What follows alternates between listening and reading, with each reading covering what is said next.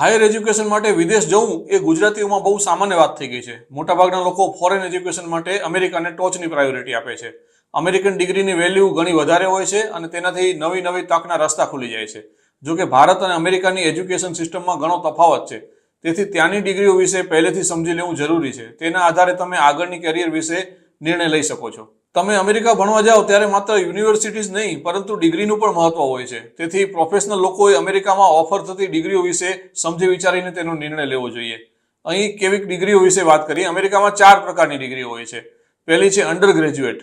અમેરિકામાં under graduate સ્ટડીઝમાં મુખ્યત્વે 2 પ્રકારની ડિગ્રી આવે છે, બેચલર્સ ડિગ્રી અને એસોસિએટ ડિગ્રી. અમેરિકામાં બેચલર ડિગ્રીને હાયર એજ્યુકેશનમાં પાયાની ચીજ ગણવામાં આવે છે અને તેનો ગાળો સામાન્ય રીતે 4 વર્ષનો હોય છે. તેને ફ્રેશમેન, સિફોમોર, જુનિયર અને સિનિયર તરીકે ઓળખવામાં આવે છે. હાઈસ્કૂલ કર્યા પછી સીધી આ ડિગ્રી કરી શકાય છે અને ઘણા ફિલ્ડમાં એડવાન્સ સ્ટડીઝ કરવું હોય તો પણ આ ડિગ્રી જરૂરી છે. તેના સ્ટડીનો ફિલ્ડ ઘણો વિશાળ છે. તેમાં આર્ટ્સ, સાયન્સ, બિઝનેસ આ બધું આવરી લેવામાં આવે છે. ત્યાર પછી એસોસિએટ ડિગ્રી આવે છે, જે ઇન્ટ્રોડક્ટરી લેવલનું કામ કરે છે. સામાન્ય રીતે આ ડિગ્રી 2 વર્ષમાં પૂરી થાય છે. તેમાં સ્ટુડન્ટને જુદા જુદા ફિલ્ડનું પ્રેક્ટિકલ નોલેજ અને સ્કિલ આપવામાં આવે છે, જેમ કે નર્સિંગ, પ્રોગ્રામિંગ, ડિઝાઇનિંગ.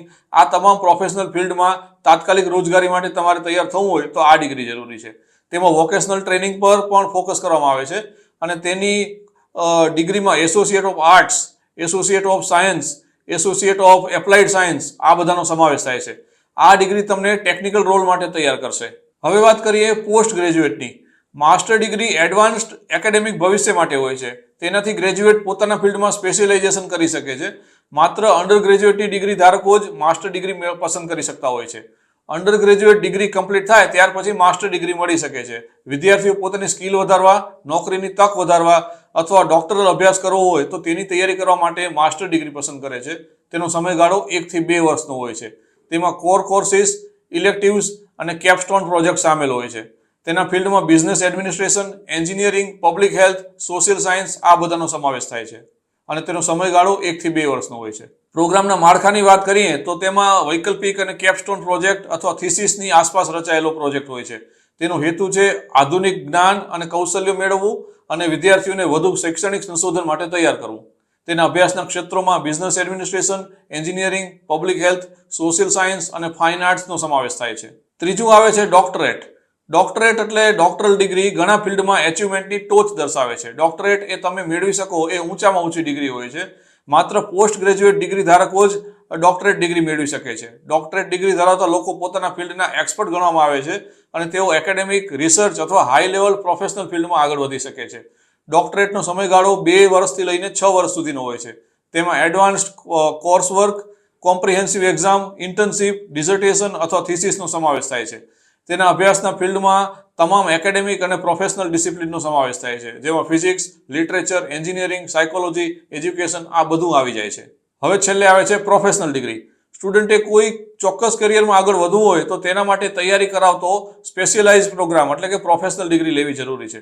તેનાથી જરૂરી સ્કિલ મેળવીને તમે પ્રોફેશનલ ડિગ્રીમાં આગળ વધી શકો છો. પ્રોફેશનલ ડિગ્રીમાં પ્રેક્ટિકલ ટ્રેનિંગ ઉપર ખાસ ધ્યાન આપવામાં આવે છે અને હેલ્થ કેર, લો, એજ્યુકેશન આ તમામ ફિલ્ડમાં લાયસન્સ અથવા સર્ટિફિકેટ માટે આ જરૂરી છે. અંડર ગ્રેજ્યુએટ સ્ટડી પૂરી કર્યા પછી 3 થી 4 વર્ષમાં તમને આ ડિગ્રી મળી શકે છે. પ્રોગ્રામના સ્ટ્રક્ચરની વાત કરીએ તો તેમાં પ્રેક્ટિકલ ટ્રેનિંગ ઉપર વધુ ભાર મુકાય છે. તેમાં સ્ટડીના ફિલ્ડમાં jurist doctor, doctor of medicine, doctor of pharmacy અને master of education, doctor of dental surgery અથવા ડોક્ટર ઓફ ડેન્ટલ મેડિસિન આ તમામનો સમાવેશ થાય છે. અંતમાં એટલું જણાવી દઈએ કે યુએસમાં કારકિર્દીનું પ્લાનિંગ કરવું હોય તો જુદા જુદા પ્રકારની ડિગ્રીઓની સમજણ મેળવી લેવી જરૂરી છે. બેચલર્સ ડિગ્રી હોય, માસ્ટર હોય, ડોક્ટરેટ હોય કે પછી પ્રોફેશનલ ડિગ્રી હોય, આ બધાનો એક વિશિષ્ટ રોલ હોય છે અને તેનાથી ચોક્કસ કારકિર્દીનો તમે માર્ગ પસંદ કરી શકો છો.